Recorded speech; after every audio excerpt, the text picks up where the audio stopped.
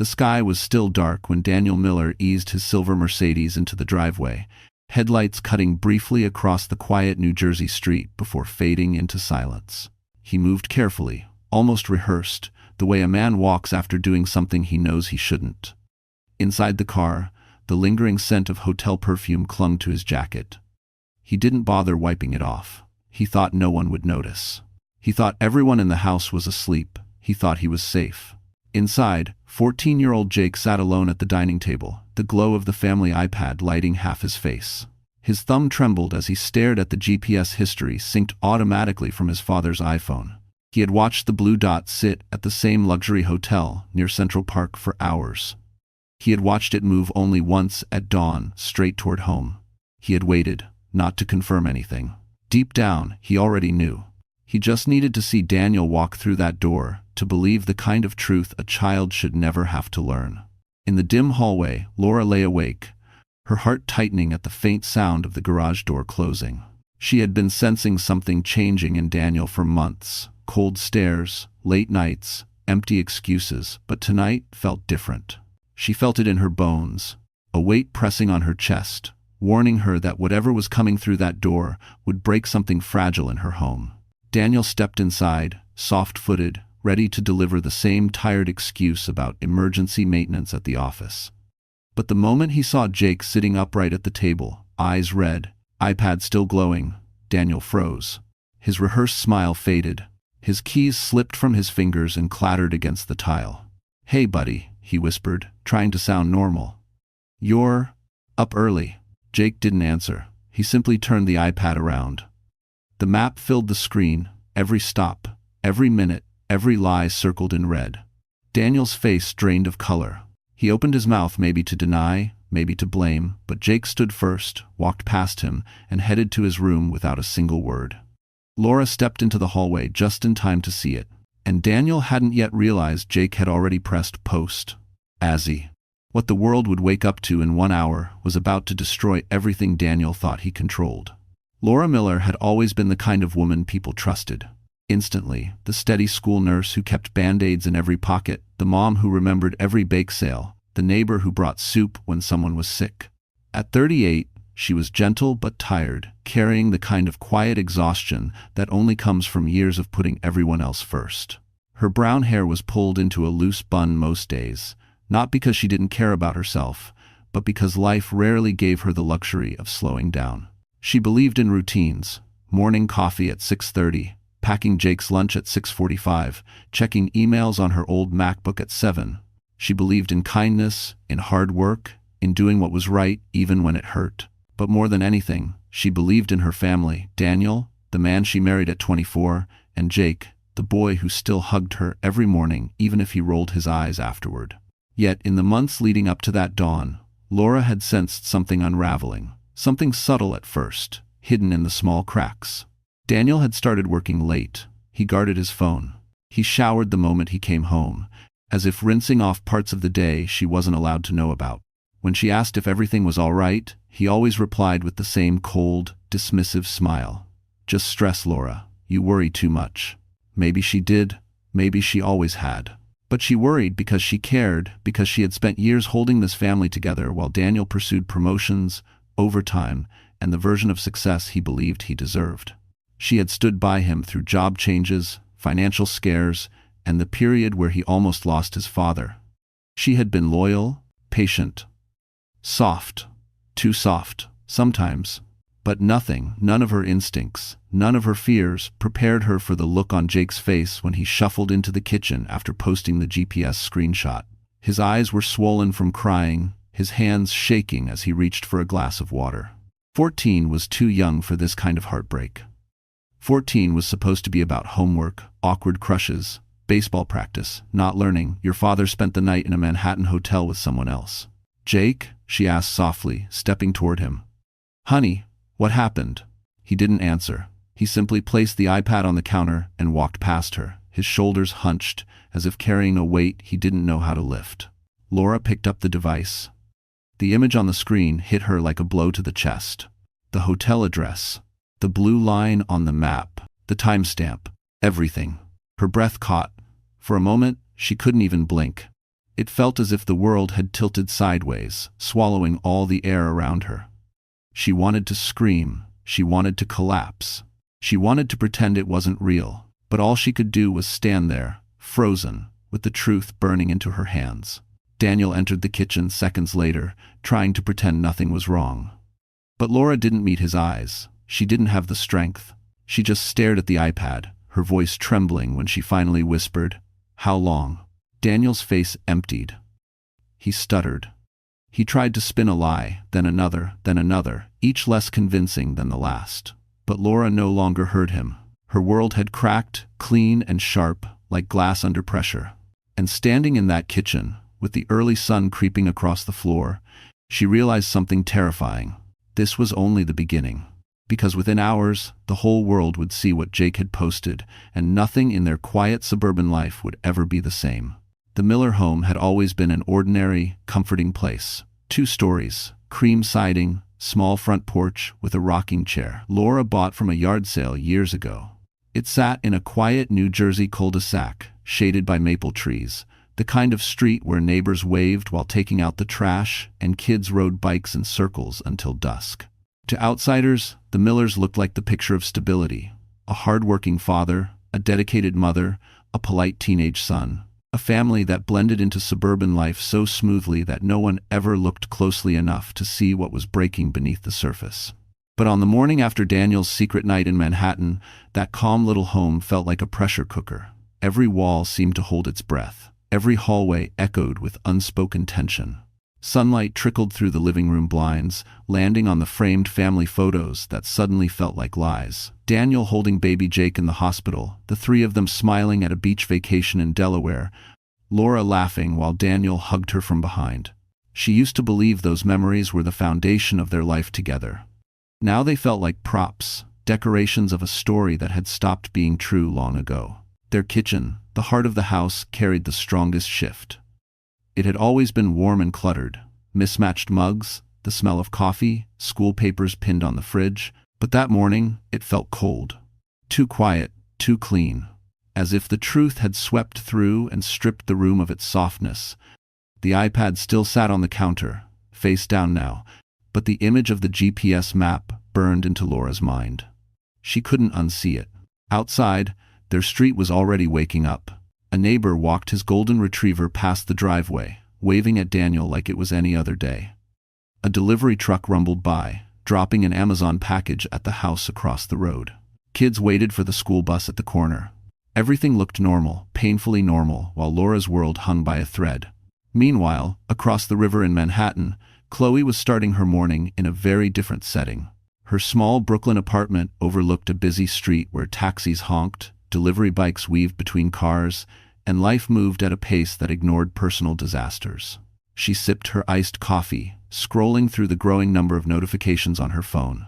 Someone had already screenshotted Jake's viral post and sent it to a coworker. The rumor mill inside Daniel's office, tower tall, reflective, corporate, had already begun to spin. The contrast between Laura's quiet cul-de-sac and the Manhattan skyline made everything feel sharper. Daniel moved between these 2 worlds daily, suburban comfort and city temptation. And Laura had never realized how far he had drifted into the second one. Back at the Miller home, Jake sat in his room, staring out his window at the same street he had grown up on. Baseball posters lined his walls, a half-finished Lego set sat on the floor, and his backpack lay unzipped at the foot of his bed. It was a child's room, meant for innocence. But Jake didn't feel like a child anymore. Not after last night. Not after seeing what the GPS revealed. Not after hearing his father's shaky voice try to lie again. The setting of their life, this quiet neighborhood, this comfortable house, had once been a shield. But today, it became the stage for the unraveling of a marriage, the breaking of a father's image, and the awakening of a son who learned the truth too early. And though Laura didn't know it yet, this peaceful cul-de-sac would soon become the center of a storm that would pull in coworkers, neighbors, lawyers, and even the school itself. Because secrets like Daniel's don't stay hidden, not in a town where everyone thinks they know everyone. Daniel Miller had once been the kind of man people described as reliable. A steady presence, a dedicated employee, a father who never missed a school game, at least in the early years. But time had reshaped him. Success had sharpened him in the worst ways. The long train rides into Manhattan, the pressure of corporate expectations, the thrill of being noticed by younger coworkers. Slowly, Daniel drifted into a version of himself that Laura barely recognized. And the man who returned home at dawn was no longer the husband she once loved. Daniel wasn't just unfaithful. He was proud, arrogant, defensive. Whenever something went wrong, he had a way of twisting it, bending it, shaping it into Laura's fault, Jake's fault, anyone's fault but his own. He believed he deserved more than the life he had. He believed he was underrated, underappreciated, and somehow trapped by the very family that had stood by him through every struggle. In his mind, the affair wasn't betrayal. It was escape, relief, a reward for surviving years of responsibilities he claimed weighed too heavily on him. But his worst flaw wasn't the cheating. It was his ability to manipulate. He could lie with a calm face, with steady eyes, with a voice that sounded almost convincing. He had spent years masking his selfishness behind a facade of politeness. And because Laura trusted him, because Jake adored him, his cracks stayed hidden far too long. Chloe, the mistress, wasn't just a young woman caught in the wrong place.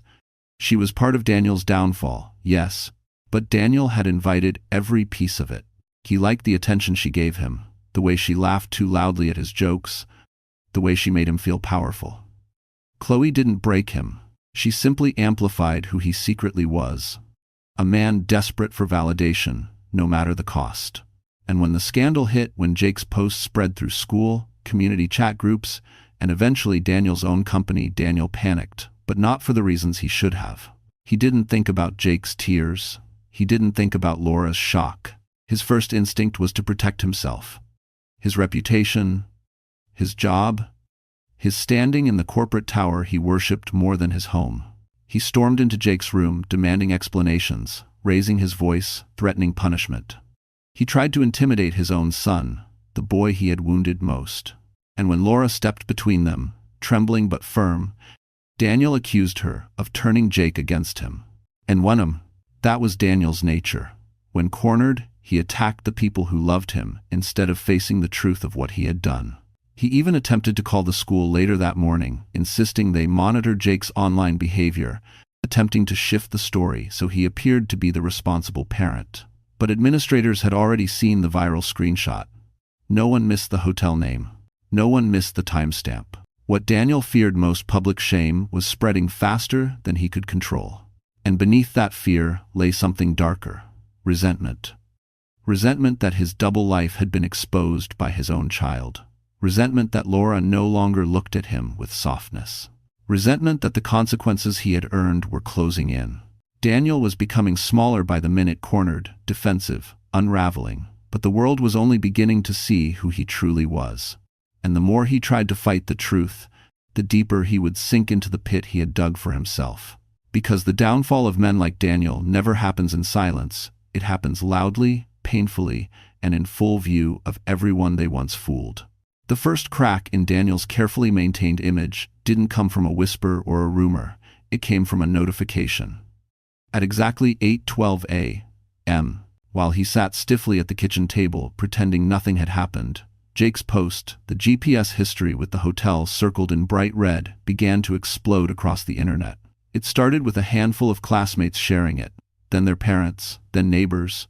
Within minutes, Laura's phone lit up with messages she didn't want to open. The caption hit harder than the map itself. "My hero." 2 words soaked in disappointment. 2 words that stripped Daniel of every fatherly title he had ever claimed. Laura's breath caught as the notifications chimed relentlessly. Group chats pinged, PTA moms texted. Even her coworker from the school nurse's office wrote, "Laura, are you okay?" She wasn't. Not even close. Meanwhile, Jake walked into school feeling like every pair of eyes in the hallway was piercing through him. Some kids smirked. Others whispered. A few patted him on the shoulder in sympathy. But the cruelty came fast: screenshots, edited memes, jokes about his hotel dad. 14-year-olds could be ruthless, and it didn't take long for someone to say exactly what Jake feared most. "So your dad cheated, and you exposed him?" Dude, that's messed up. He wanted to scream that he didn't mean for any of it to happen.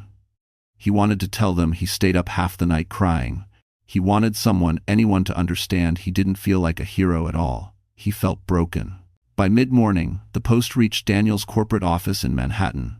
His coworkers gathered near the glass conference room, whispering as he walked past. Someone had the screenshot pulled up on their MacBook, trying to zoom in on the timestamp. The hotel name, a well-known luxury spot near Central Park, glowed across the screen like a confession. When Daniel entered his boss's office, Richard Hale was already holding a printed copy. He placed it on the desk with slow, deliberate disappointment. "Daniel," Richard said quietly, "this is circulating widely. Clients have seen it." Daniel's throat tightened, his hands trembled. "It's my private life," he snapped. "Not anymore," Richard replied, "and certainly not when your son posted it publicly." Daniel's temper flared. He accused coworkers of spreading lies. He demanded the HR department control the gossip. But everyone had already seen the evidence. Every step Daniel took across the office floor felt like walking on shattered glass, the fragments of his own doing. Back home, Laura faced her own public reckoning. While sorting through patient forms in the school nurse's clinic, a colleague gently asked, "Are you heading home early today? You look pale." That was the moment she knew she could no longer pretend her life was intact. During lunch, she stepped into the small staff bathroom, closed the door, and finally let the tears fall. She slid down the wall, holding her phone as more notifications appeared. Jake's teacher checking in, neighbors expressing shock, a distant cousin sending a long, dramatic voicemail. Laura felt exposed, raw, humiliated. It wasn't just a marital betrayal anymore, it was a public spectacle. But the cruelest moment came at 3:10 p.m. when Jake exited school and saw Daniel waiting for him in the parking lot, jaw clenched, hands shoved into his pockets, anger radiating from him like heat. "Get in the car," Daniel ordered through his teeth. Jake didn't move. Students watched, teachers watched. Laura, who had just arrived after clocking out early, watched. This wasn't a private fallout anymore. It was a public implosion, and every second of it was being witnessed by people who once thought the Millers were the perfect family. But the most devastating blow, the one that would shatter their remaining facade, hadn't happened yet. And when it did, there would be no pretending, no excuses, no way back. Jake didn't remember walking to the car. He didn't remember the way Daniel yanked the passenger door open, or the sharp click of the lock sliding down. All he remembered was the pressure in his chest, as if someone had wrapped a fist around his ribs and squeezed. The moment Daniel pulled out of the school parking lot, the shouting began. "What the hell were you thinking?" Daniel's voice cracked like a whip. "Posting that? Embarrassing this family? Embarrassing me?" Jake stared out the window, blinking rapidly. He wasn't going to cry, not in front of Daniel, not after everything. "I didn't embarrass anyone," he whispered. "You did." Daniel slammed his hand against the steering wheel, making Jake flinch. Cars honked behind them, but Daniel didn't care. His pride was bleeding, and Jake had struck the deepest wound. "You're a child," he growled. "You don't get to destroy my reputation, because you're emotional." Emotional. The same word Daniel always used on Laura, the same word he used whenever he refused to face the truth. When they arrived home, Daniel stormed inside first, pacing across the living room. Laura had followed them from the school, arriving a minute later. The moment she stepped through the door, Jake ran straight to her, burying his face in her chest like he used to when he was little. The tears he had been holding back finally broke loose. Laura held him, stroking his hair gently. "It's okay, baby. It's okay. I've got you." But nothing was okay. Daniel exploded again. "Get him off you, like he's 5 years old. Jake, you're acting ridiculous." "Enough, Daniel," Laura said softly but firmly. "He's a child. He's hurt." Daniel scoffed, rolling his eyes. "Maybe if you raised him to be tougher." Something in Laura snapped. Not loudly, not dramatically, just quietly, like a string pulled too tight that finally gave way. "Don't you dare blame him," she whispered. Jake pulled away from her, wiping his face with his sleeve. I need to go to my room," he stammered. And before either parent could answer, he rushed up the stairs. Laura followed him halfway, stopping when she heard his bedroom door close. She leaned against the wall, her legs trembling. She had seen Jake cry before scraped knees. Bad grades, childhood frustration, but never like this. This was a heartbreak cry. A betrayed cry.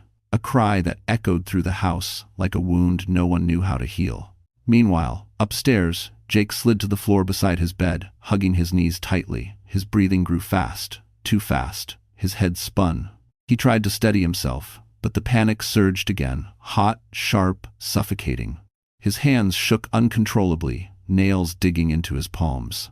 He didn't understand why it hurt so much. He had known something was wrong for months. He had seen the signs, but nothing prepared him for the confirmation. He was 14. And 14 was too young to learn your father chose someone else.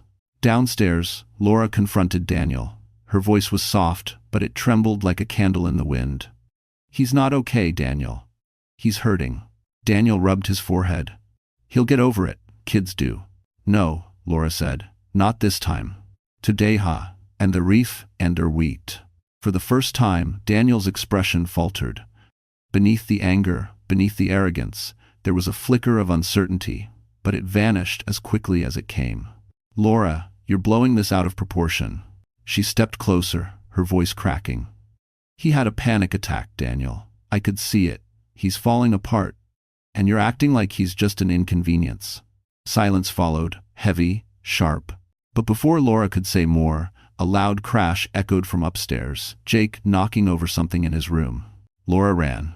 She found him hunched beside his dresser, breathing in ragged gasps, tear-stained and shaking uncontrollably. "Mom," he choked out. I can't, I don't know how to." She held him tightly, whispering, "I'm here. I'm right here." And as Daniel stood at the doorway, watching the two people he had hurt the most, something terrifying settled over the house. This wasn't just a mistake anymore. It was the beginning of a breakdown no one could hide. The house felt impossibly quiet the morning after Jake's collapse, as if every wall were listening. Laura barely slept. She sat at the edge of her bed, staring at the soft glow of the lamp, wondering how everything had fallen apart so fast. Daniel had left early, too early, claiming he needed space. She didn't argue. She didn't have the strength. Around mid-morning, Laura heard a knock at the door. Sharp. Intentional. She opened it to find her sister, Megan, standing on the porch in a tailored coat, holding a leather folder. Laura blinked in confusion. "Megan? I didn't call you." "No," her sister replied calmly, "but I saw the post. And I came as soon as I could. I sav, and after 7, to Olver." Megan stepped inside, closing the door with a click that felt like the start of something irreversible. Unlike Laura, Megan was steel-controlled, analytical, the kind of woman who never missed a detail. She placed the folder on the kitchen table and looked at her sister with quiet, unspoken worry. "Where's Jake?" "Sleeping," Laura whispered. "He had a panic attack." Megan sighed softly. "I'm sorry, Lau, truly, but there's something you need to know. Something I've been looking into for months." Laura froze. "What do you mean months?" Megan hesitated, just a beat. "I didn't want to worry you until I had proof. But Daniel hasn't just been distant, he's been reckless." Laura felt her stomach drop. "Reckless how?" Megan opened the folder. Inside were printed credit card statements, screenshots, emails, and something that made Laura's blood run cold. A hotel invoice from the very place Daniel stayed that night. Hours, room charges, bar tabs, everything laid out in numbers and dates. "Megan," Laura whispered, "how did you get these?" "Because the first time you told me he came home late, smelling like cologne that wasn't his, I called in a favor, a discreet one. I hoped I was wrong." Laura pressed a hand to her mouth, tears spilling again. "Why didn't you tell me?" "Because I needed more than suspicion. I needed proof. And now I have it." Megan slid another paper forward. "This is worse. Tentris. 100 of rate divorce. 100. It was a reimbursement request Daniel had submitted at work, labeling a hotel dinner with Chloe as a client meeting. The total was staggering. He had charged the company for his affair. Laura inhaled sharply. "He used company money?" "Yes," Megan said. "And that's not all." She pulled up a digital file on her tablet, messages between Daniel and Chloe that someone from the office had forwarded anonymously after recognizing the hotel from Jake's viral post. Messages where Daniel bragged about playing the victim so Chloe would comfort him. Messages where he mocked Laura for never noticing anything. Messages where he wrote, "Once my promotion hits, I'll have the leverage to walk away from her. Jake too, if I have to. Laura's knees nearly buckled. Megan caught her. It gets even worse, she said softly. Chloe isn't with him because she loves him, Laura. She's trying to climb the corporate ladder. And Daniel, he's been promising her that promotion will come. Laura felt something ignite inside her, not grief this time, but anger. A deep, molten anger she had never let herself feel. But Lau, Megan continued, there's one more thing. She opened a voice memo. A recording. Jake's voice. Daniel's voice. An argument from a week prior, captured unintentionally while Jake's phone was in his pocket. Daniel's voice was clear, sharp, cruel. I didn't ask to be a father this young. I stayed because it looked good. Don't expect me to apologize for wanting more. Laura's breath shattered. He told him he regretted being his father, she whispered. Megan nodded. This recording, Laura, this could change everything. Legally, financially, custody, protection for Jake. Laura stared at the folder, the evidence, the betrayal, the truth finally exposed. The woman who sat there now was no longer the soft, forgiving Laura Miller. Something inside her had shifted. And Megan saw it. Whatever you choose, Megan said gently, you don't have to fight alone anymore. Because the twist Laura never expected was this. The truth had been gathering in the shadows long before the sunrise. Daniel came home, and now it was on her side. Laura stared at the folder long after Megan left, the afternoon sun sliding slowly across the kitchen floor as if time itself was hesitating. Every page inside that folder, every receipt, message, reimbursement form, felt like a blade. She wasn't just betrayed. She was used, mocked, strategized against. Her marriage had quietly turned into a battlefield she didn't even know she was standing on. But grief can only sit still for so long. Eventually, it shifts, it hardens, it focuses. By evening, something inside Laura had changed. It wasn't loud, it wasn't dramatic, it was steady, like the click of a lock sliding shut. She would not fall apart anymore. Not for a man who had already replaced her in his mind. Not for someone who thought his family was a burden. Not for someone who didn't care if their son shattered under the weight of betrayal. She stepped into her bedroom, opened the closet, and pulled out clothes she hadn't worn in years. Dark jeans, a clean-fitted blouse, shoes that made her stand taller. She straightened her hair, applied light makeup, and stared at herself in the mirror. For the first time in months, she saw the woman she used to be, the one with dreams, opinions, boundaries. The one Daniel had slowly chipped away at. Downstairs, she heard Jake stirring from his nap. She went to him gently, her voice warm but firm. Jake, sweetheart, we're going out. He blinked sleepily. Where? For help, she answered. For both of us. She took him to a quiet counseling center recommended by one of her co-workers. The waiting room smelled faintly of lavender. Soft music played. Jake clung to her hand at first, but slowly, as the counselor spoke to him with patient kindness, Laura saw her son's shoulders loosen for the first time since the post went viral. On the drive home, Jake whispered, "Mom, are we gonna be okay?" Her voice didn't shake this time. "Yes, baby, we are." But the transformation didn't stop there. That night, Laura opened her old laptop and began to plan. Megan had told her the first step: documentation, evidence, preparation. She organized everything: screenshots, bank statements, the audio recording, and details from months of odd behavior Daniel thought she never noticed. She saved everything in a folder, clearly labeled, for Jake, not divorce, not evidence, not revenge. For Jake, because her transformation wasn't about punishing Daniel. It was about rebuilding safety for her son, for herself, for the home Daniel had nearly destroyed. The next morning, she woke early, brewed fresh coffee, and called the attorney Megan had recommended. Her voice was steady as she explained her situation, steady as she answered each legal question, steady as she confirmed she wanted to move forward. When she hung up, she felt something she hadn't felt in a long time: control.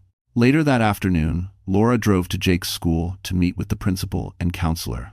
She spoke clearly, calmly, outlining what had happened and what Jake had endured. The staff, already aware of the viral post, listened with compassion. By the end of the meeting, they arranged a support plan for Jake and flagged every teacher to keep an eye on him. Then came the moment Laura didn't expect. As she and Jake walked back to the car, Coach Harris, the baseball coach, approached them.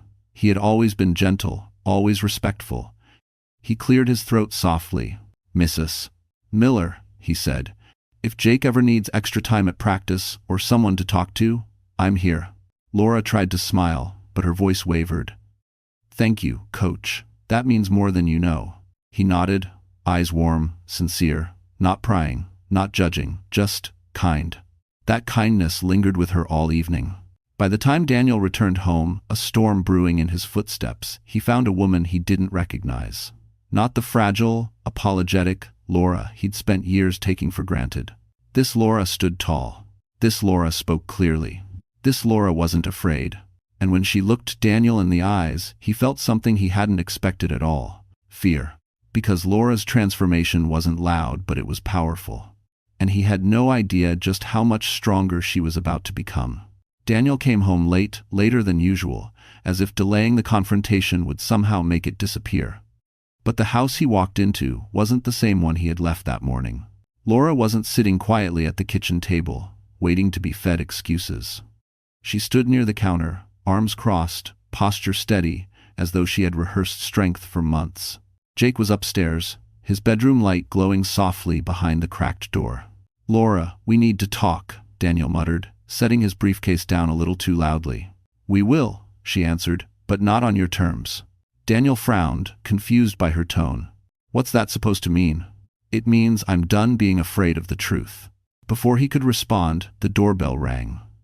Daniel froze. The timing was too sharp to be coincidence. Laura walked calmly to the door and opened it. A process server stood outside, holding a sealed envelope and a clipboard. "Daniel Miller?" the man asked. Daniel's face drained. What is this?" Laura didn't flinch. "It's acknowledgement of service. You need to sign." "If it my dress." "What did you do?" Daniel hissed, lowering his voice as if the neighbors might be listening. "I did what any mother would do," she said. "I protected our son." The server handed Daniel the envelope. Inside were separation papers, temporary custody filings, and financial requests backed by evidence Megan had helped compile. Daniel flipped through the documents in disbelief, each page slicing through his ego like a blade. "You're overreacting," he snapped. "Laura, think about Jake. This will embarrass him even more." Laura held his gaze. "The only person embarrassing him is you." Daniel's eyes darkened. "You think you can turn this on me? Everyone's already laughing at what Jake posted." Laura's expression didn't waver. "And they're about to see more." Before Daniel could ask, her phone chimed. She walked to the living room, where her laptop sat open, the blue glow of a scheduled live stream countdown ticking across the screen. Daniel's breath hitched. "What is that?" he demanded. "Transparency," she said simply. "You humiliated this family publicly. I'm correcting the story publicly." The stream went live on a private community group. Parents, teachers, neighbors, even co-workers who had already seen the viral GPS post.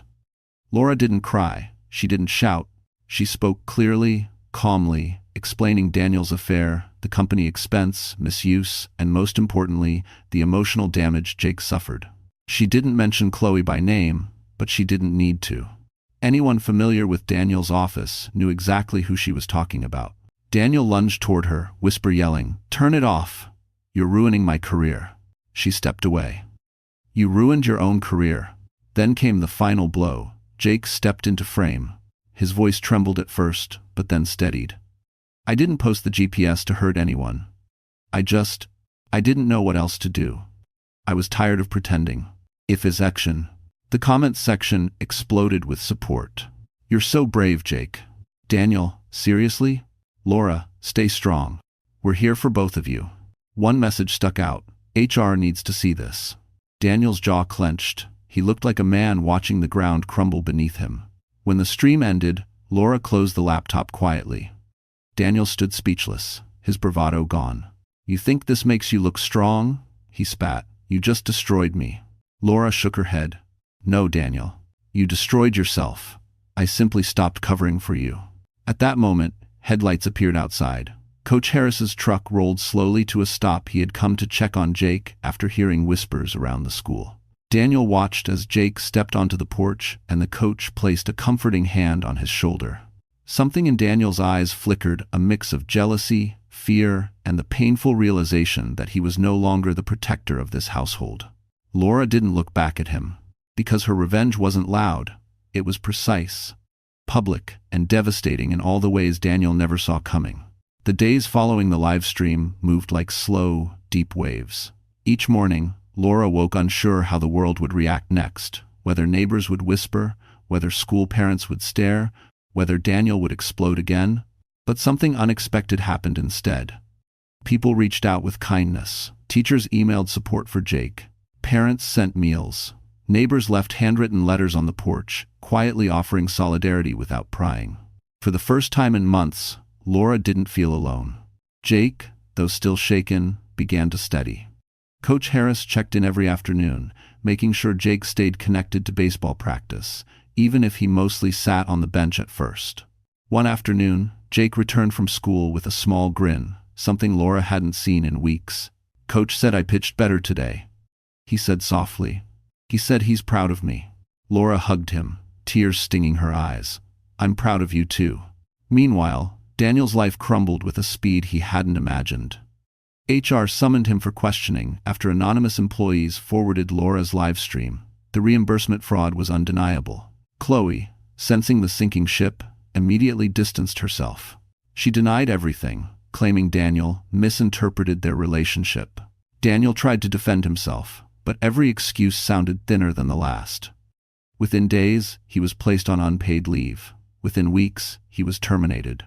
The man who once strutted around his Manhattan office was now a shadow, avoiding neighbors, dodging calls, spiraling into the very isolation he had created for himself.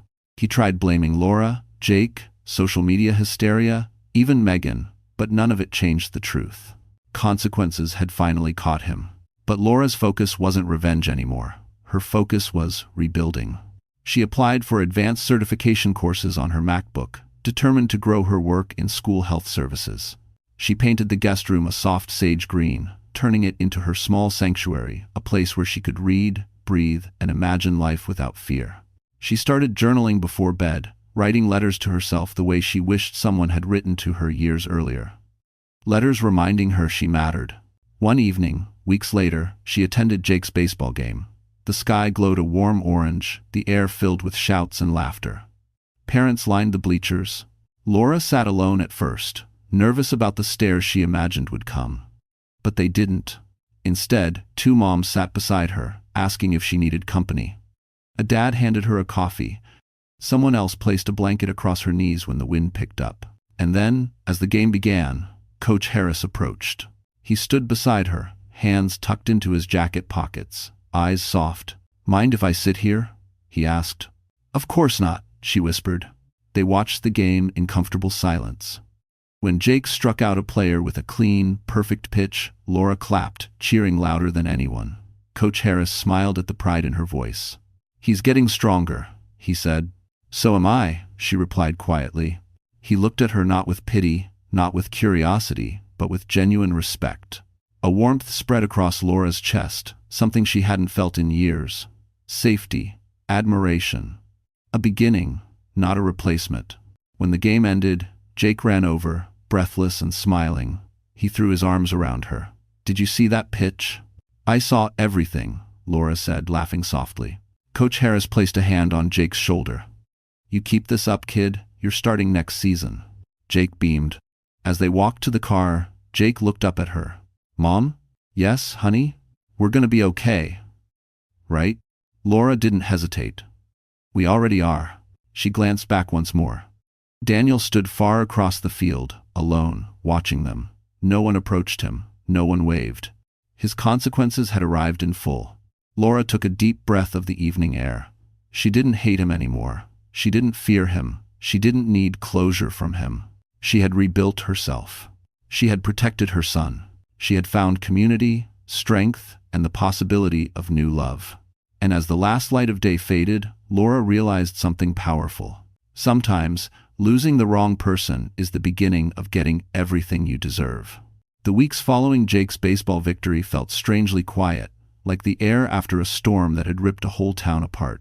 The Miller's house was no longer a battleground, but the silence carried its own kind of heaviness, one that comes after truth has blown every door off its hinges. Laura found herself moving through the days with a soft steadiness, rebuilding routines brick by brick. Yet, even as she settled into the new rhythm, the aftershocks of Daniel's downfall continued to shake their lives in unexpected ways. One Friday morning, as Laura was packing Jake's lunch, she received an email from the school district requesting a meeting.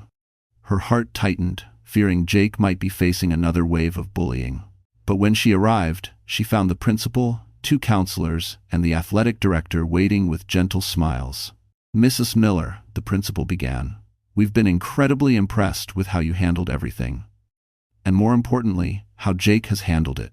He slid a form across the table. "We'd like to nominate him for the district's Resilience Award." Laura's eyes widened. "Jake, are you sure?" "Absolutely," the counselor said. "His willingness to speak openly about emotional struggle has encouraged other students to seek help. That kind of courage matters more than perfect grades."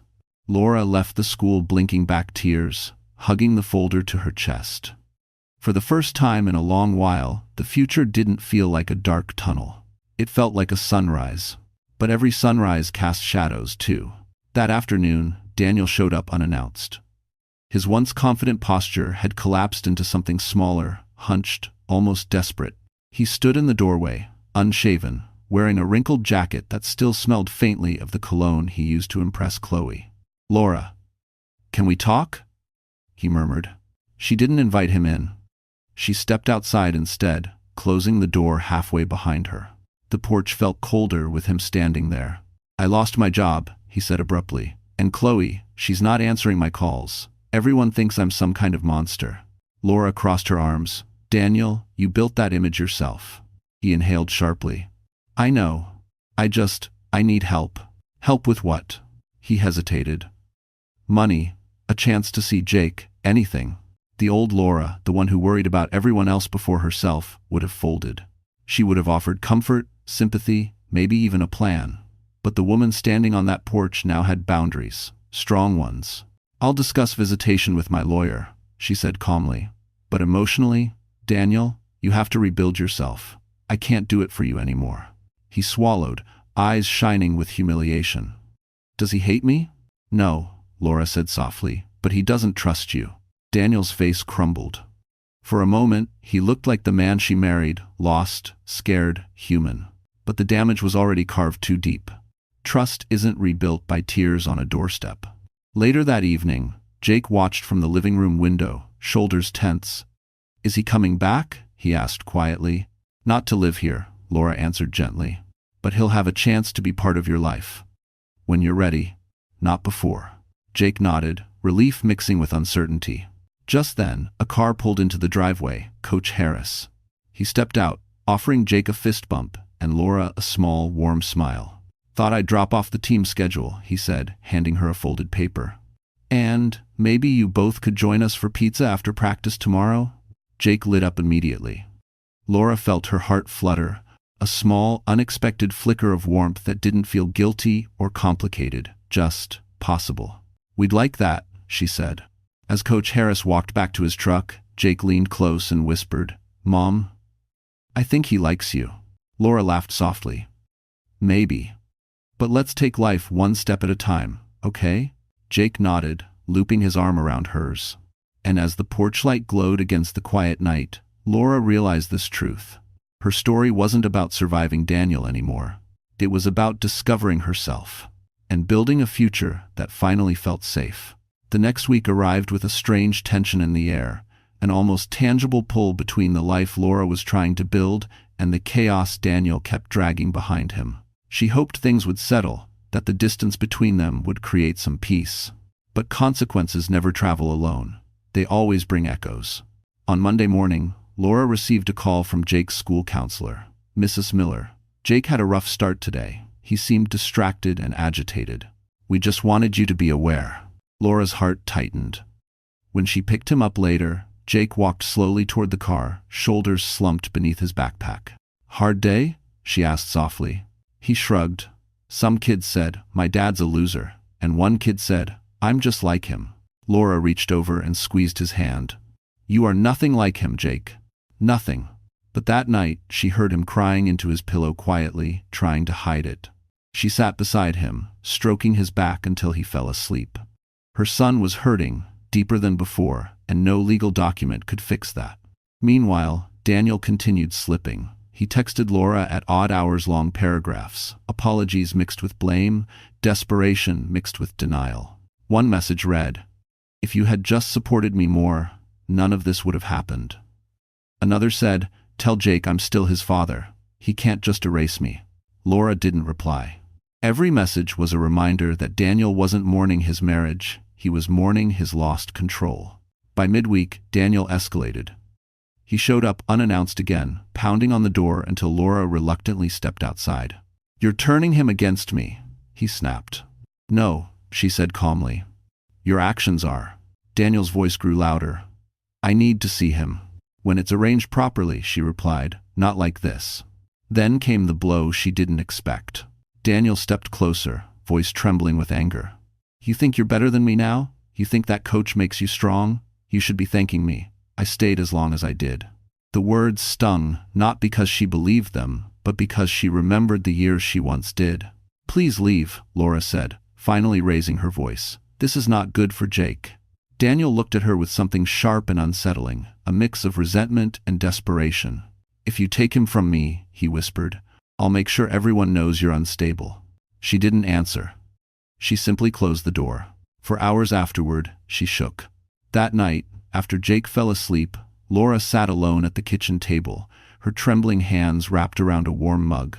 She felt the weight of the world pressing on her chest, fear for her son, exhaustion from fighting, and the lingering sting of Daniel's cruelty. She felt like she was drowning in two lives at once, the one she left behind and the one she was painfully trying to rebuild. It was close to midnight when her phone buzzed.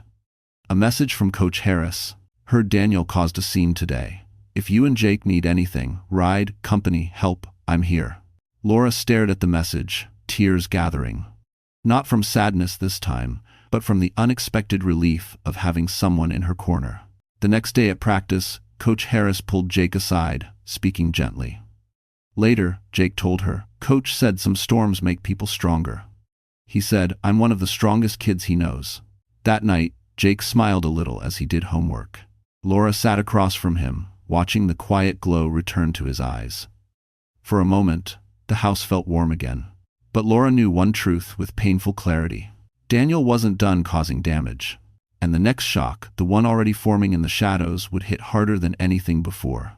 The breaking point came on a Thursday night, quiet, ordinary, the kind of night no one expects danger to slip in. Laura had just finished washing dishes when she realized she hadn't heard Jake's voice for over an hour. The house felt too still, too empty. She checked his room. The bed was neatly made, his backpack was gone, his sneakers were missing. Her heartbeat stuttered. "Jake?" she called out, louder this time. Silence answered. Panic rose in her throat like a wave. She checked the backyard, the garage, even the bathroom. Nothing. Then she saw the space where the keys to the old Toyota used to hang. They were gone. "Oh God," she whispered, gripping the doorframe. Her hands shook violently as she grabbed her phone and dialed his number. It rang once, twice, and then went straight to voicemail. "Jake, honey, please call me, just tell me where you are," she pleaded, voice cracking. She called again. Voicemail. Fear sliced through her like ice. She dialed Megan next. Her sister answered on the first ring. "Laura? What's wrong?" "It's Jake," Laura choked. "He's gone. The car is gone." "I'm coming," Megan said immediately. "Stay outside so I can find you." While waiting, Laura paced the porch, breath shallow, mind spiraling through every terrible possibility. Jake was only 14. He had barely recovered from the panic attack. What if something happened on the road? What if he was too distraught to think clearly? What if he believed Daniel's cruel words and blamed himself? Moments later, Megan's car pulled in. Laura climbed in, trembling. "We search every route he might take," Megan said firmly, merging onto the main road. "We'll find him." If at night 9, they drove through the darkened streets past Jake's school, the baseball field, the convenience store where he sometimes bought snacks. Each place was painfully empty. Laura's phone buzzed with a text. For a split second, hope flared in her chest. But it wasn't Jake. It was Daniel. "Why are you calling me? I'm busy." Laura's vision blurred with fury. She typed back with shaking fingers. Jake is missing. Daniel didn't reply. As the night deepened, the fear tightened around Laura's chest like a vice. They checked every street Jake might have taken, but the Toyota was nowhere. Laura's breathing grew ragged. "We need help," Megan said quietly. "Laura, we're calling the police." Minutes later, 2 officers arrived, calm yet serious. They took Jake's photo, license plate number, and last known emotional state. Laura's voice cracked as she explained the bullying at school, the panic attack, Daniel's meltdown. "We'll put out an alert," one officer assured her. "We'll find him." But reassurance did nothing to soothe the terror clawing through her. 2 agonizing hours passed. Then the call came. A patrol car had spotted the Toyota parked near the Hudson River, overlook a quiet place where drivers often sat to think. Laura's heart collapsed. She imagined the worst. She imagined every fear a mother could hold. They raced to the location. As they pulled up, a police cruiser idled behind the Toyota. Laura jumped out before the car even stopped. "Jake!" she screamed. An officer guided her forward. "He's okay." Shaken, but okay. Laura rounded the Toyota and saw him sitting on the curb, arms wrapped around his knees, eyes swollen from crying. He looked so small in the dim glow of the streetlights. "Mom," he whispered, voice cracking. "I'm sorry. I couldn't breathe at home. I felt like everything was my fault. If you Mevin." Laura fell to her knees and pulled him into her arms, sobbing into his hair. "No, baby. None of this is your fault. Not one piece of it." Jake clung to her, shaking. "I didn't want to disappear. I just wanted the noise to stop." Megan stood behind them, tears silently sliding down her face. Laura held Jake tighter, whispering over and over, "You're safe. You're safe. I've got you. If you too." And as she cradled her trembling son on that cold river road, she felt a fierce, unbroken truth rise inside her. Daniel's chaos would no longer define their lives because nothing mattered more than protecting the boy in her arms. And she would fight the whole world if she had to. The morning after the Hudson River incident felt different, not lighter, not easier, but clearer. Laura woke before sunrise, her heartbeat still unsteady from the night's fear, and checked on Jake. He was curled under his blankets, breathing softly, his cheeks still stained from dried tears. She brushed his hair gently and kissed his forehead. For the first time in weeks, he didn't flinch at her touch. Downstairs, Megan sat at the kitchen table with a cup of coffee, her eyes tired but alert. "You should sleep," Laura whispered. Megan shook her head. "Not until you do. But first, you two need more help than I alone can give." Laura sat across from her, spine stiffening. "Therapy?" "Not just therapy," Megan said softly. "Family support. Accountability, stability. Jake is carrying too much alone." Laura nodded slowly. The truth was painful but undeniable. Jake wasn't just shaken, he was unraveling, thread by thread. And she was barely holding herself together. Later that morning, when Jake woke up, Laura sat on the edge of his bed. "Sweetheart," she said gently, "I want us to talk to someone. Together. Someone who can help us breathe again." "I'd great." Jake swallowed, eyes darting away. "Am I broken?" "No," Laura whispered, pulling him into her arms. "You're hurting, and healing doesn't happen alone." By noon, they sat in a quiet counseling office, soft chairs, warm lighting, the faint scent of chamomile tea drifting through the air. Their therapist, Dr. Ellen Parker, was a calm woman with kind eyes who didn't rush them. She spoke softly, the kind of voice that made words feel like a blanket rather than a demand. Jake hesitated at first, fidgeting with his sleeve, but when Dr. Parker asked, "What scared you most last night?" he exhaled shakily and answered, "That they'd be better without me." Laura's breath cracked. She reached for his hand. Dr. Parker leaned forward. "Jake, feelings don't tell the whole story. They whisper fears, not truths.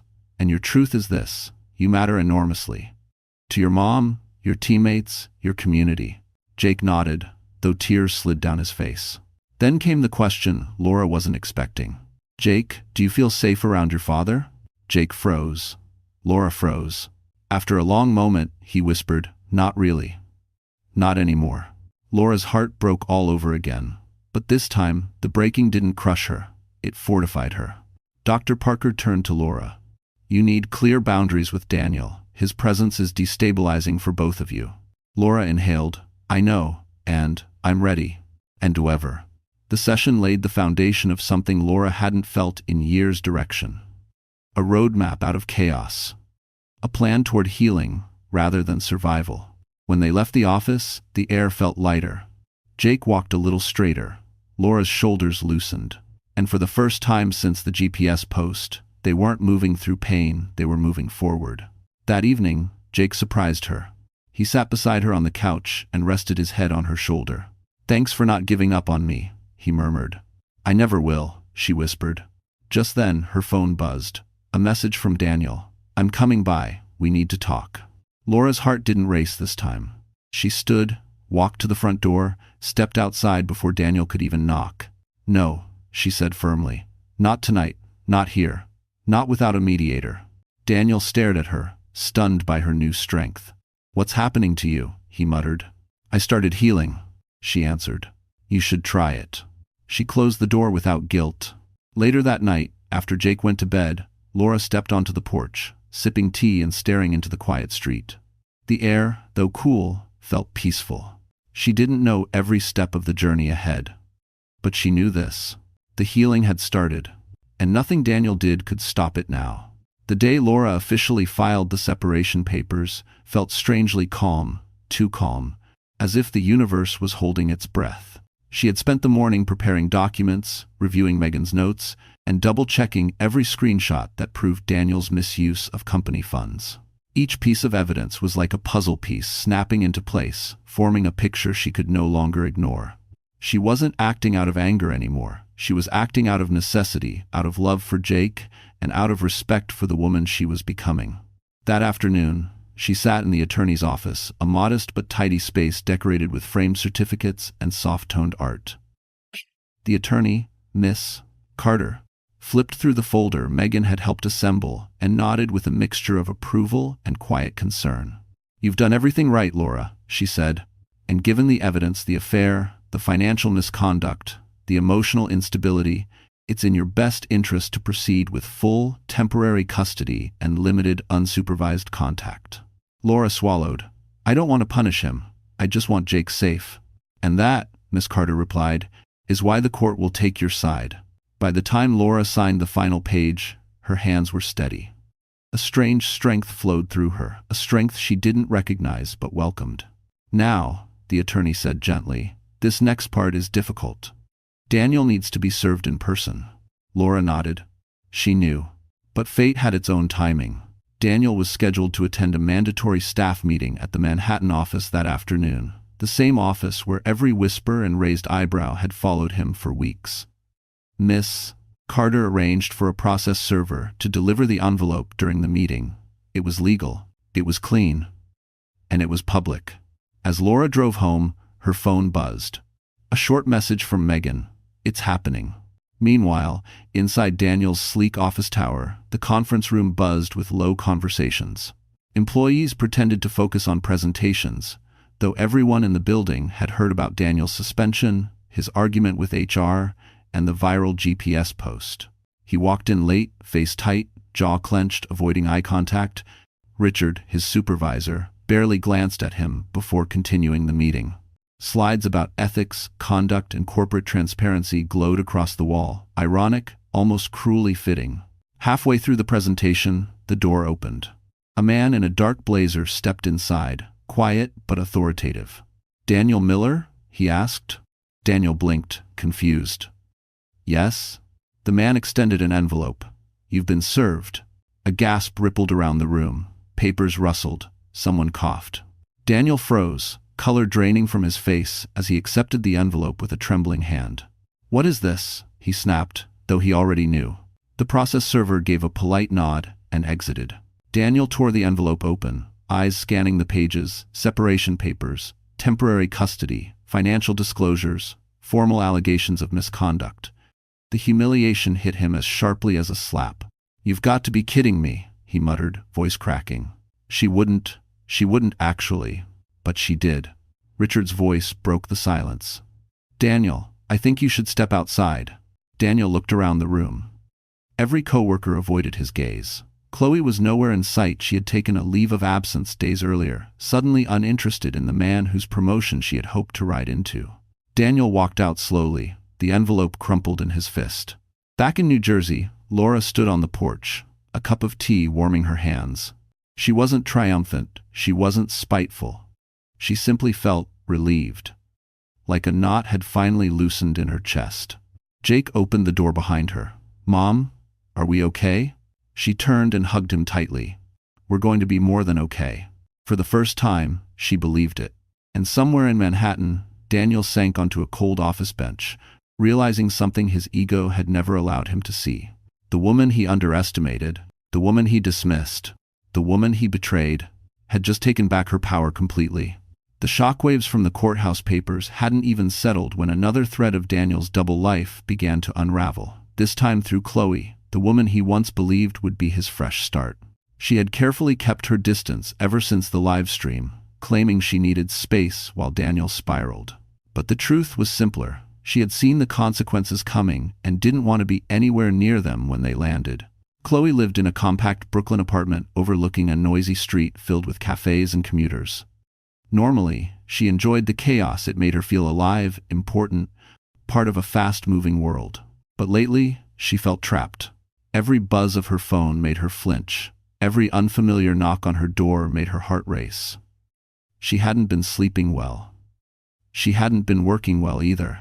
That morning, she opened her inbox to find an email with a subject line that made her stomach drop. Subpoena, notice, required documentation. Her hands shook as she clicked it open. Laura's attorney had formally requested her messages, call logs, and financial exchanges with Daniel. The company had also been notified. HR had CC'd her. Suddenly, Chloe felt the room tilt. "No," she whispered. "No, no, no." But there was no escape now. Daniel's lies, his promises, his manipulation, his bragging were all preserved in text. And Chloe knew exactly how damning those messages would look in court. She didn't want to protect him. Not anymore. Not after he started blaming her for his suspension. Not after he yelled at her over the phone, accusing her of taking Megan's side. Not after he claimed she had trapped him in the affair. She remembered the moment clearly. She had been at her kitchen counter, holding her phone while Daniel ranted, and for the first time she realized she didn't feel sympathy, she felt disgust. The man she once thought charming now sounded like a sinking ship, pulling everything down with him. That afternoon, she received a text from Megan Miller herself. "We can set up a meeting. You may want legal guidance." End quote. Chloe read the message 3 times, her pulse pounding. Meeting with the sister of the woman whose life she helped destroy? The idea made her nauseous. But something stronger pushed through her guilt, self-preservation. 2 hours later, she sat at a quiet corner table inside a Starbucks near Grand Central. Megan entered with a calm confidence that instantly filled the room. She didn't glare, didn't sneer. She simply sat down and placed a folder on the table. "Chloe," Megan said, voice cool but controlled. "Thank you for agreeing to meet." Chloe swallowed hard. "I didn't have much choice." "You do," Megan replied. "You always have choices. Today, you choose whether you protect the truth or continue Daniel's lies." Chloe lowered her gaze. I didn't mean to hurt anyone." Megan raised an eyebrow. "Then now is your chance to help fix what you can." Chloe hesitated only a moment before reaching into her bag and pulling out a flash drive. "These are the messages. All of them. Even the ones that make me look bad." Megan nodded, accepting it without judgment. "This will help Jake more than anything." Something inside Chloe cracked. "Is he okay? The kid?" Megan's voice softened.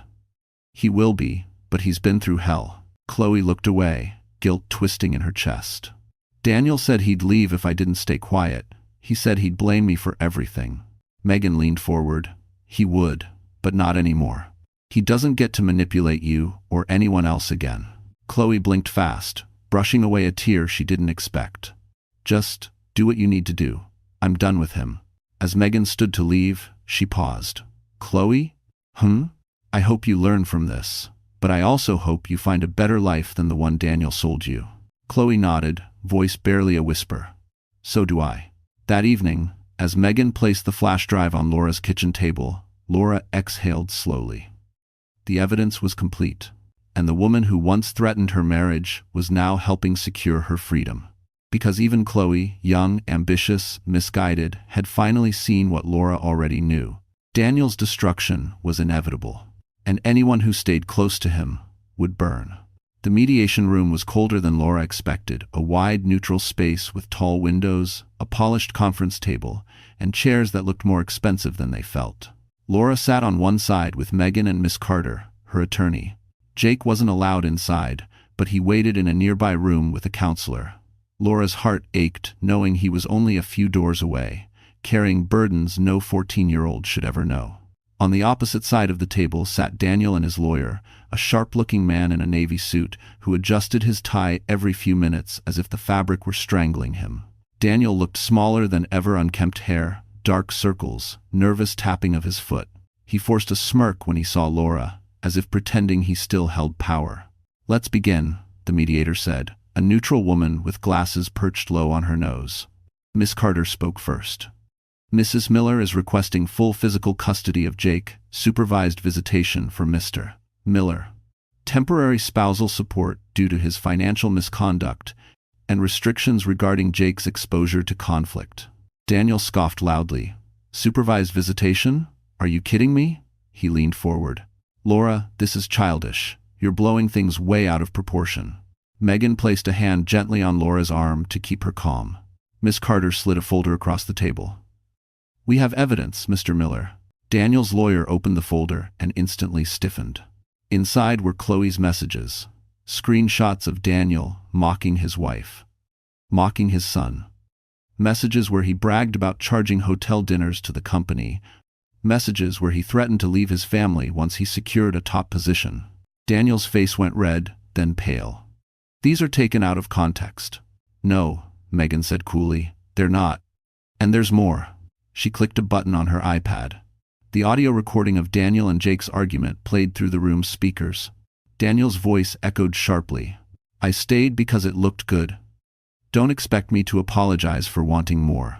Silence followed. Daniel swallowed, looking at the table, shame creeping up his neck. Even his lawyer exhaled heavily. The mediator cleared her throat. "Mr. Miller, this recording is extremely concerning." Daniel's lawyer leaned toward him and whispered harshly, "You didn't tell me they had this."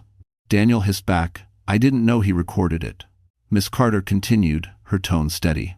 Additionally, the school provided statements detailing the emotional toll on Jake, the bullying following the viral post, his panic attack, his disappearance. His mental health is fragile. Mr.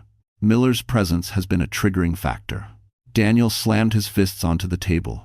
"You're turning my son against me." Laura finally spoke, her voice calm but strong. "No, Daniel. You did that yourself." For a moment, Daniel's eyes softened, not in humility, but in fear. He looked as if he finally realized he was losing something he could never replace.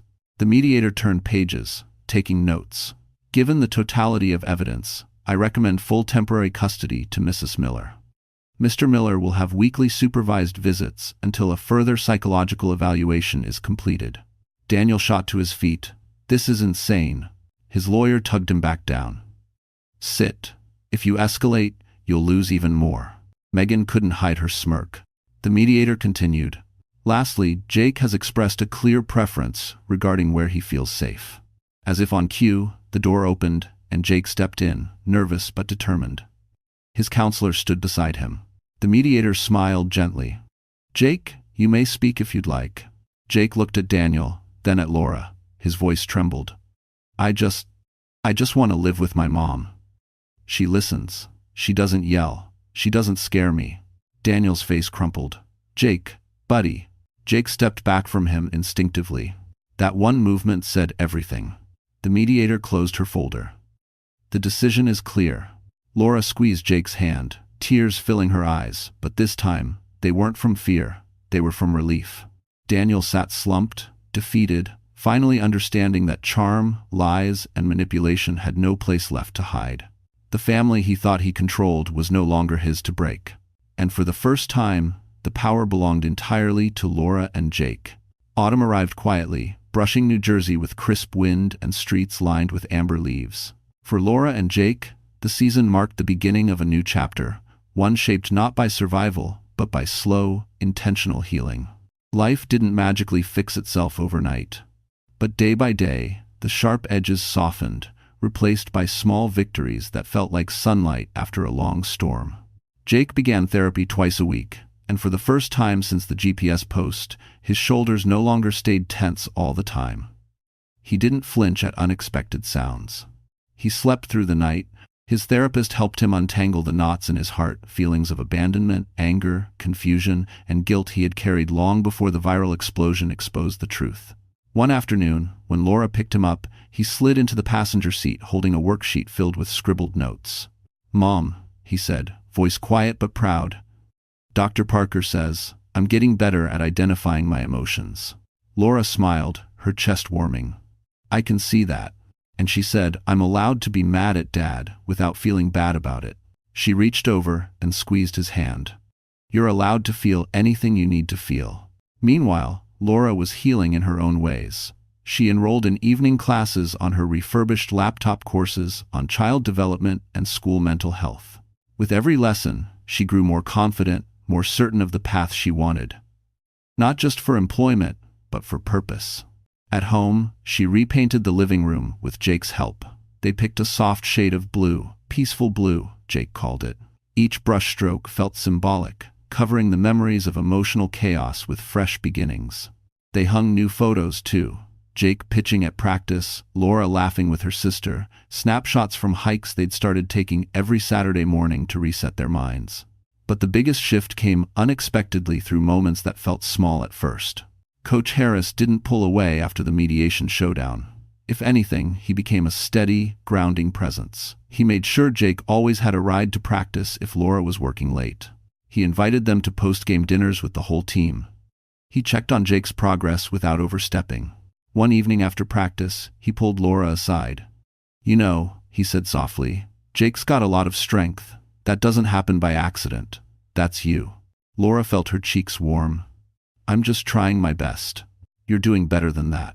The compliment lingered with her long after she drove home. Not in a romantic way, at least not yet, but in a healing way, like someone seeing her clearly for the first time in years. Meanwhile, Daniel struggled. Mediation had stripped away the illusions he'd clung to. Supervised visits were awkward and short. Jake barely spoke.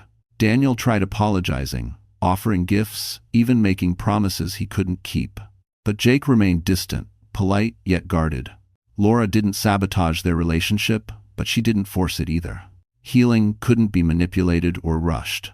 Daniel had to earn every inch back himself. By November, he stopped trying to control the narrative.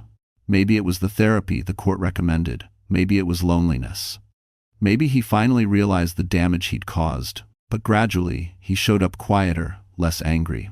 One supervised session ended with Daniel whispering to Laura, "I didn't realize how much I hurt him. How much I hurt you." Laura met his eyes calmly. "We're not your responsibility anymore, Daniel, but you can still choose to be a better father." He nodded, wiping his eyes before Jake returned from the restroom. These moments didn't erase the past. They didn't restore trust. But they added balance to a story that had been unbalanced for too long. Healing wasn't about pretending the hurt never happened. It was about building something new from the pieces left behind. By December, Laura walked into the winter air with a sense of quiet strength.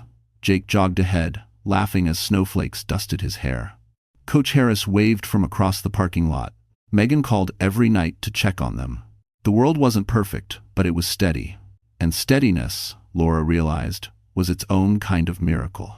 Because healing didn't always roar. Sometimes it whispered. Sometimes it rebuilt. And sometimes it arrived exactly when she thought she no longer deserved it. Winter arrived with sharp winds and gray skies, the kind that made the air feel heavy with something unspoken. By then, life for Laura and Jake had settled into a gentle routine: therapy sessions, baseball practices, quiet dinners filled with healing instead of tension. But for Daniel, everything was unraveling faster than he could hide. His job was gone, his confidence shattered, his reputation bruised beyond repair. Still, Daniel clung to one last hope. The Community Leadership Award. He'd been nominated for months earlier, back when his image was spotless and everyone believed he was a dedicated family man. The ceremony would be held in a grand downtown hotel ballroom, not quite the plaza, but close enough that the chandeliers sparkled like stars and the Manhattan skyline shimmered through the tall windows. Daniel begged Jake to attend with him. "It'll help my image," he said. "People will see things are normal." Laura overheard and stepped in immediately. "Jake doesn't need to fix your image, Daniel." But Jake surprised her. "Mom, I want to go. I need to see something." Laura studied his eyes. They were steady, not scared. This wasn't weakness, it was closure. So they went. Laura and Jake arrived separately from Daniel, choosing a table at the back of the ballroom. Soft music played from a string quartet. Waiters floated between the tables, carrying trays of sparkling water and hors d'oeuvres. The room was filled with polished shoes, tailored suits, shimmering dresses, every detail meant to impress. When Daniel entered, he did so with the stiff posture of a man pretending he hadn't lost everything. People whispered, but not in admiration. Heads tilted, eyes narrowed. They had all seen the live stream. They had all heard the recording at mediation. Daniel's fall was not a secret. He approached Laura and Jake with a stiff smile. "Thanks for coming," he muttered. Jake didn't look at him. Laura simply nodded politely. The program began with speeches from community leaders. Then came Daniel's category, Outstanding Community Leadership. The announcer called his name. Daniel walked to the stage, shoulders square, trying desperately to salvage dignity. He stood behind the podium, adjusting the microphone. The lights washed over him, exposing every crack in his facade. "Thank you," he began, voice wavering. "I appreciate this recognition." People shifted uneasily. A few exchanged knowing looks. "I've always believed in integrity," he continued, and the irony of the word echoed like thunder. "In being a good father, a good husband." Jake suddenly pushed his chair back. Laura turned. "Honey, are you okay?" Jake's face was pale but determined. "Mom, I can't sit here while he lies again." "Dad, I hope her, Azavir." Before Laura could stop him, Jake stood and walked toward the exit, slow, deliberate, visible to everyone. Once he moved, something unexpected happened. Two of his teammates rose from a nearby table and followed him. Then another, and another. People murmured. Attention shifted from Daniel to the line of kids leaving the ballroom. Daniel faltered at the microphone. Jake, come back." But Jake didn't turn around. Laura stood next, not rushing, not dramatic, simply rising with quiet dignity. The room watched as she followed her son, her steps steady and composed, her presence stronger than any spotlight. The announcer whispered urgently to someone backstage. The quartet stopped playing. A waiter froze mid-motion. Daniel stood frozen at the podium, watching the two people whose love he once took for granted walk out of the room without hesitation and without him. The humiliation washed over him in full force. Outside the ballroom, under the glow of city lights, Jake finally exhaled. "I needed that," he whispered. Laura wrapped her arm around him. "You did the right thing." A familiar truck pulled up to the curb, Coach Harris, who'd been waiting to drive them home. He hopped out, giving Jake a proud nod and offering Laura a warm, steady smile. "Everything okay?" he asked gently. Laura looked back at the glowing windows of the ballroom, where Daniel stood alone in a room full of people. Then she looked at Coach Harris' kind eyes, patient heart, and felt something settle peacefully inside her. "Yes," she said softly, "everything's finally okay." Because tonight wasn't just Daniel's reckoning. It was Laura and Jake reclaiming the dignity he tried so hard to steal. Snow began to fall the week after the awards ceremony, soft flakes drifting through the air like the world was finally ready to lay a blanket over everything that had happened. For Laura and Jake, it marked a turning point, a chapter about closure rather than conflict, healing rather than surviving. The chaos Daniel once brought into their home no longer ruled their days. It lingered only as a distant echo, fading more with every sunrise. On a quiet Saturday morning, Laura found Jake sitting on the living room floor, surrounded by scattered photographs, old birthdays, beach trips, school plays, memories of a family that looked whole but felt fractured even back then. "You okay?" she asked gently. Jake nodded, picking up a picture of him on Daniel's shoulders at age 5. "I used to think he was perfect," he said softly. "I didn't know parents could mess up this bad." Laura sat beside him. "Parents aren't superheroes, sweetheart. They're just people." And sometimes, people choose the wrong path. He looked up at her, eyes clearer than they had been in months. I don't want to hate him anymore. I just don't want him to hurt me again. Tears warmed Laura's eyes, but she held his face between her hands and whispered, "That's strength, Jake. That's what healing looks like." Later that afternoon, they bundled up in coats and walked to the park. Fresh snow covered the ground, muffling the world into a peaceful hush. Jake tossed snowballs into the frozen pond, each splash gentler than the last. He wasn't angry anymore. He wasn't lost. He was mending. When they returned home, Daniel was waiting outside, hands shoved into his pockets, shoulders slumped, breath visible in the cold. He looked smaller than ever, like a man who had finally run out of excuses. "Laura, Jake, can we talk?" he asked quietly. Jake stepped closer to his mom, but he didn't hide. "What is it, Daniel?" Laura asked. He swallowed hard. "I won't stay long. I wanted to say I'm sorry, not the kind of sorry that asks for anything back. Just sorry." Jake looked at him, eyes steady. "Dad, I'm not ready to spend time with you." "Not yet." Daniel nodded, accepting it. "I understand. I'll wait however long it takes." Infection, about the 7. Laura wasn't ready to forgive him, but for the first time, she heard sincerity rather than manipulation. And that, strangely, was enough closure for now. He left quietly, leaving no storm behind. That night, Laura sat on the couch, wrapped in a blanket, watching the snow fall through the window. A soft knock came at the door. When she opened it, Coach Harris stood there, holding a small box. "Just a Christmas gift for Jake," he said, smiling shyly. "Didn't want to bother you, but I was driving by." She invited him in. Jake lit up when he saw him, and tore open the box. Inside was a brand new baseball glove, the kind he'd dreamed of but never asked for. Jake hugged him impulsively. "Thank you, Coach," he whispered. When Jake went upstairs to try it on, the house fell quiet again. Coach Harris turned to Laura, his voice low. "You've done something incredible, you know. You rebuilt everything he tried to break. If you do there..." Laura looked down, her cheeks warming. "I had help." He smiled gently. "If you ever want to talk or go out for coffee sometime, I'd like that. But only if you're ready." Laura felt something bloom in her chest, not excitement, not fear, but a gentle possibility. Something fragile, but real. "I'd like that too," she said. Later that evening, Jake called her into his room. On his phone screen was a new photo, him and Laura at the baseball field, snowflakes in their hair. He'd posted it with a simple caption, "We're okay." Laura hugged him, tears slipping down her cheeks, not from pain, but from pure, overwhelming gratitude. As she turned off the lights and made her way to bed, she realized the truth she thought she'd never feel again. Her life was hers now. Her peace was hers. Her future was bright, and she had earned every bit of it. And just like that, our story comes to a close. But if you are still here, right now, listening to these last words, then something in this journey touched your heart in a quiet, personal way. And I want to take a moment to sit with that, just you and me. Life doesn't always fall apart loudly. Sometimes it breaks in small, hidden places. But as Marcus Aurelius once said, the impediment to action advances action. What stands in the way becomes the way. Laura and Jake's story reminds us that pain can push us towards strength, and heartbreak can lead us back to ourselves. Healing isn't a miracle. It's a choice we make every day. One honest conversation, one boundary, one brave step at a time. Maybe you've been where Laura stood. Maybe you've felt what Jake felt.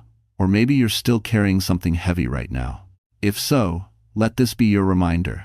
You deserve peace, you deserve safety, and you deserve a future built on kindness, not fear.